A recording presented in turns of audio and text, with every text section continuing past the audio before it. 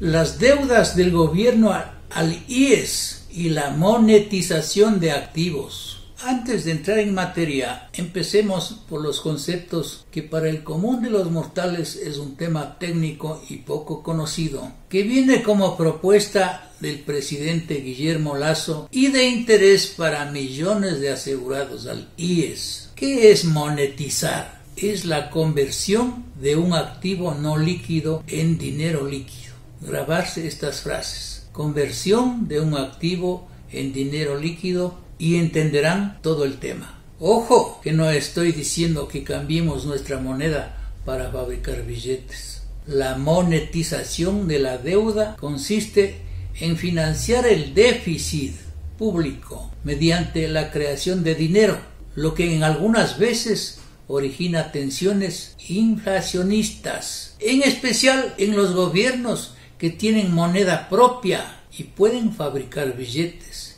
y no tienen una política fuerte de control de precios. En países con una moneda fuerte como el dólar, el euro, las libras esterlinas, etc., donde el modelo económico se mide por la oferta y la demanda, como es el caso de Ecuador, no se producen procesos inflacionarios graves, porque no tienen la posibilidad de fabricar dinero, pero su debilidad es el casi nulo control de precios y acude a la política de rebaja o eliminación de aranceles a ciertos productos importados para paliar en algo la crisis económica. Les pongo un ejemplo más claro. El caso de Venezuela, un país con moneda propia, sin control de precios, tiene un proceso inflacionario de locura que se disparará hasta el 5.500% en el 2021, según el Fondo Monetario Internacional. ¿Qué es monetización del déficit público? Estrictamente hablando, monetización es la concesión directa de préstamos por parte del Banco Central al gobierno para financiar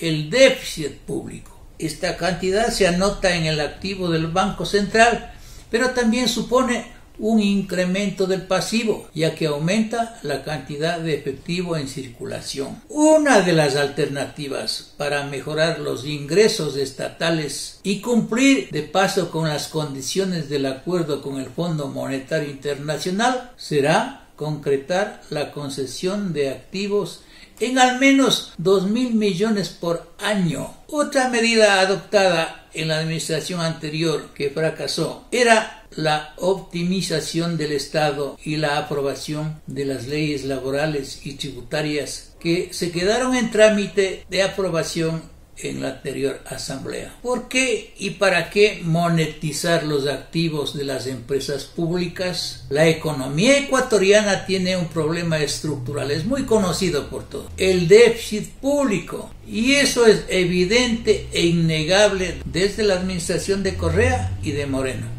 El Estado gasta más que sus ingresos. Este es un mal endémico agravado con su moneda fuerte, que es el dólar, que no puedes depreciarla, y los efectos de la devaluación son desequilibrios en los precios de los bienes importados, la pérdida de poder adquisitivo, la pérdida del salario real, erosión de los ahorros, licuación de la deuda, reducción del valor real de la moneda, productos más económicos en el exterior o pérdida de competitividad de los bienes. El 2008 fue el último año con un superávit de 2.700 millones de dólares. La contabilidad nacional registró déficit los últimos 12 años. En el 2014 superó el 6% del PIB, equivalente a más de 6.000 millones de dólares. Según el Ministerio de Economía y Finanzas, en medio de los efectos de la pandemia del COVID-19, el 2020 cerró con un déficit de 7.324 millones de dólares y el 2021 con 2.813 millones aproximadamente en lo que va del año. Para financiar el déficit público, los gobiernos de Rafael Correa y Lenín Moreno recurrieron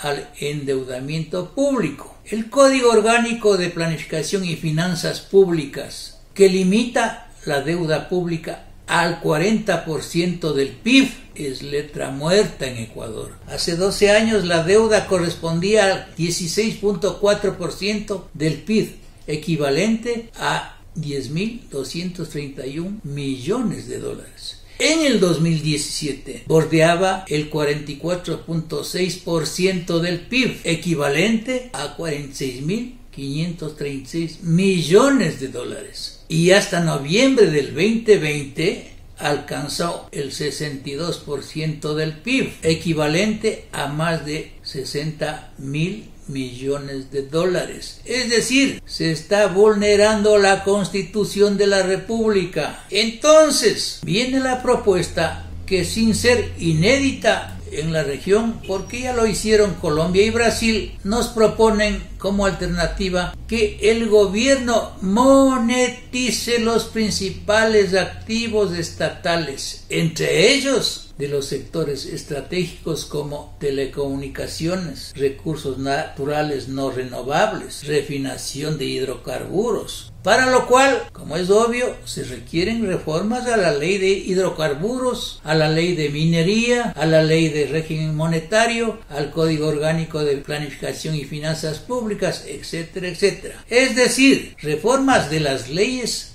de los sectores que se quiera monetizar activos. Y allí es donde entraría el IES. Me explico, con las reformas a su ley número 055/2001, que es uno de los más importantes y más sensibles acreedores del gobierno, con su abultada deuda en salud, en pensiones y otros seguros deficitarios. Y supuestamente se evitaría el inminente colapso del Fondo del Seguro General de Salud Familiar e Individual y el Fondo de Invalidez, Vejez y Muerte, según la Organización Internacional del Trabajo. El gobierno, por su parte, tiene que cumplir con sus obligaciones, que ascendería a 16.000 millones de dólares, y con otras cifras del mismo IES, siempre sujetas a verificación. Conclusiones sobre la propuesta en construcción de Guillermo Lasso. En mi criterio, dada la iliquidez de caja del Estado y del IES y la imposibilidad de pagar en efectivo la deuda al IES, si el gobierno de Guillermo Lasso prevé la monetización de los activos principales del Estado, como el Banco del Pacífico, por ejemplo, como la Corporación Nacional de Telecomunicaciones, o como la Central Hidroeléctrica Sopladora, etcétera, etcétera, sería preferible que esos activos estatales sirvan para una dación en pago que genere rendimientos a los fondos y garantice el futuro del IES. Y esta propuesta de la creación de un fondo para alivianar el pago de la abultada deuda del Estado al IES hay que respaldarla, recomendando que paralelamente venga con el cambio organizacional